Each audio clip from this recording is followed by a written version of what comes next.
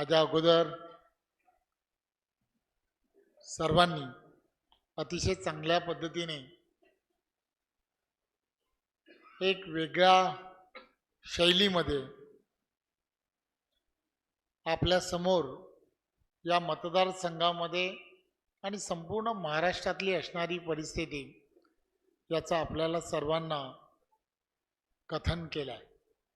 मी आपणासमोर फक्त दोनच गोष्टी सांगण्यासाठी इथे उभा आहे की हा कुडाळ मालवण हा मतदारसंघ आणि या मतदारसंघामध्ये मला आठवतं की या मतदारसंघामध्ये होणाऱ्या आमदाराची घोषणा ही मला असं वाटतं की मी 1.5 ते 2 वर्षा अगोदरच केली आणि एका विकास कामांच्या उद्घाटनाच्या वेळेला केली आणि करत असताना याही गोष्टीचं भान ठेवलं की आमदार होण्यासाठी विकास कामं जी आवश्यक असतात ती सर्व विकास कामं ही कशी करता येतील।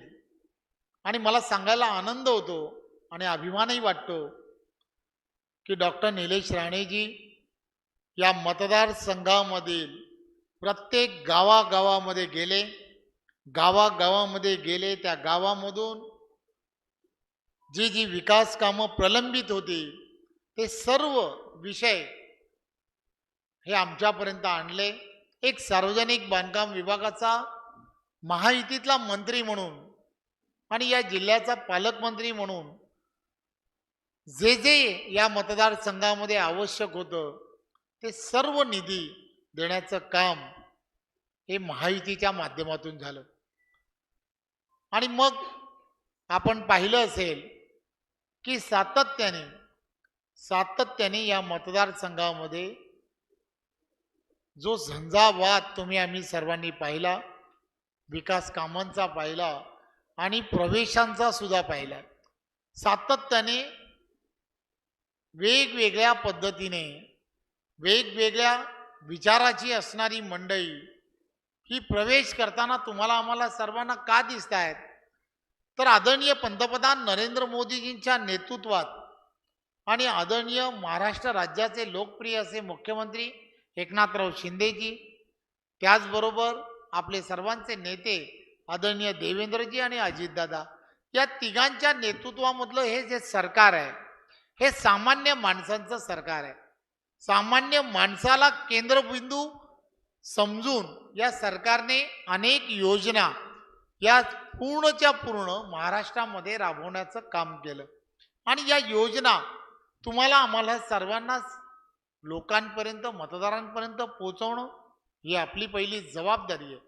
आणि मला असं वाटतं की उरलेल्या या 13 दिवसामध्ये भारतीय जनता पार्टी आणि महायुतीच्या सर्व कार्यकर्त्यांनी प्रत्येकाने त्या बूथवरती आणि त्या बूथवरती असणाऱ्या त्या मतदारांच्या प्रत्येकाच्या घरापर्यंत आपण पोहोचलं पाहिजे।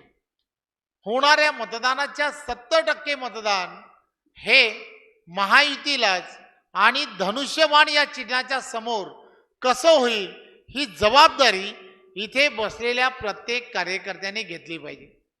जसं डॉक्टर निलेश राणेंनी सांगितलं की आजूबाजूला काय होत आहे याची चिंता करू नका, आपले विरोधक कुठेतरी ही निवडणूक वेगळ्या दिशेला नेण्याचा प्रयत्न करतील आणि म्हणून आपण आपला बूथ हा कसा सक्षम होईल त्यासाठी येणाऱ्या 13 दिवसामध्ये काम करायला हवं।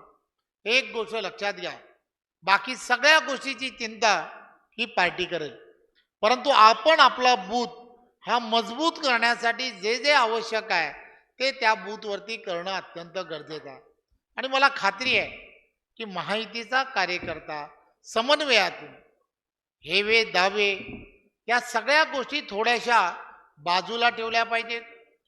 अनेक वेळेला छोट्या छोट्या निवडणुकांमध्ये पक्षांतर्गत काही कुरघोडी होते, याही सगळ्या गोष्टी थोड्या दिवस बाजूला ठेवल्या पाहिजे। महायुती म्हणून Shiv Sena, Bharatiya Janata party, Rashtrawadi, Republican party आणि आपल्या मित्र पक्षाला त्या बूथवरती एकत्र घेऊन आपल्याला जे मतदान आवश्यक आहे ते मतदान एकत्रपणे करणं अत्यंत गरजेचं आहे. आपल्यामधला असणारा इगो हा थोडासा बाजूला ठेवला पाहिजे. इगो मी यासाठी म्हणतोय की आपल्यामध्ये असणारे काही छोट्या निवडणुकांमध्ये झालेले मतभेद असू शकतात.